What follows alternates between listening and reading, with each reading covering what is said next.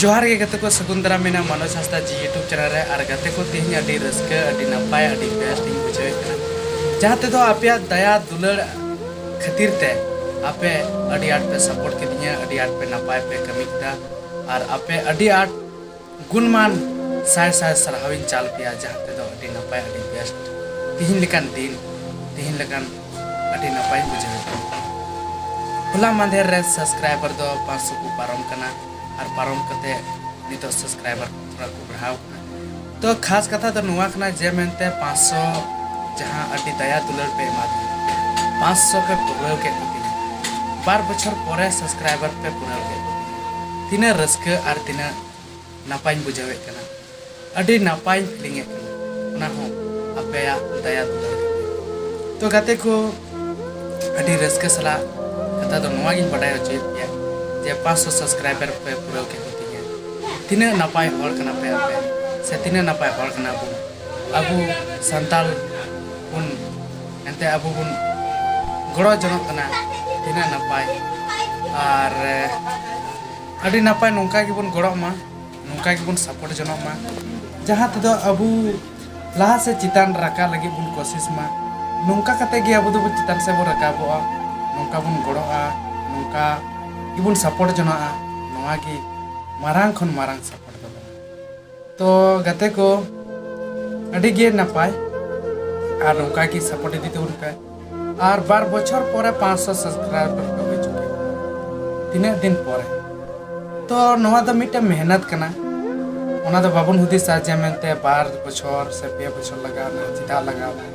नोआ तो मिटे मेहनत कना जब तक बा मेहनत तब तक हर दो बाय सपोर्ट मिया और जब तक बा मेहनत तब तक ओना रना कुड़े दो नपाय दो बाम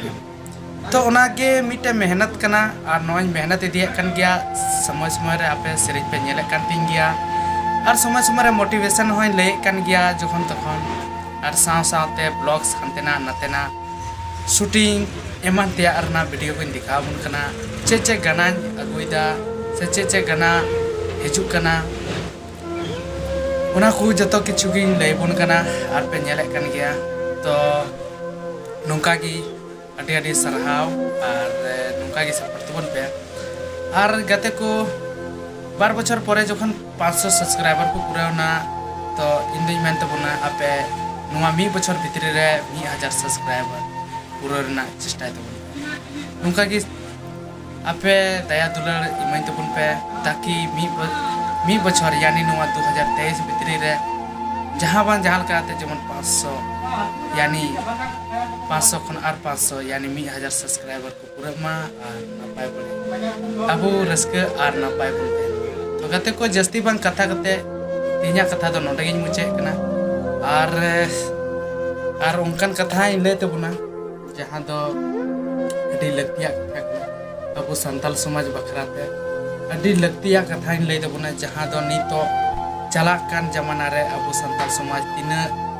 लतार तिना दो चितान और अबु समाज रेन कुड़ी कुड़ा नहा जुवन कुड़ा कुड़ी गिदर पिदर चिलिका को जीवन बड़ी डहार से नपाय डहार रे चलाक कना खंडा कना थोड़ा गान दिस उदिस बडाय नाम कते इन ले तबना जे सरी दो ओका कना और एड़े दो ओका कना और उनका गिन ले तबना जहां ते दो आपे उनारना खोद ते पे बडाय नाम तो गते को जस्ती घड़ी बइन रोड़ा और जस्ती बइन लया नो वीडियो तो निना हबी के जगह अडी अडी गुणमान साय साय सरहाविन चाल पिया जहां तो पे 500 चितान से 500 अभी सब्सक्राइबर पे पूरा चुकी तो मा अच्छा निंका के आरो सपोर्ट दी तो बुन पे अल्लाह से बुन बढ़ा अल्लाह से बुन चला और अब संताल समाज से अब नुका की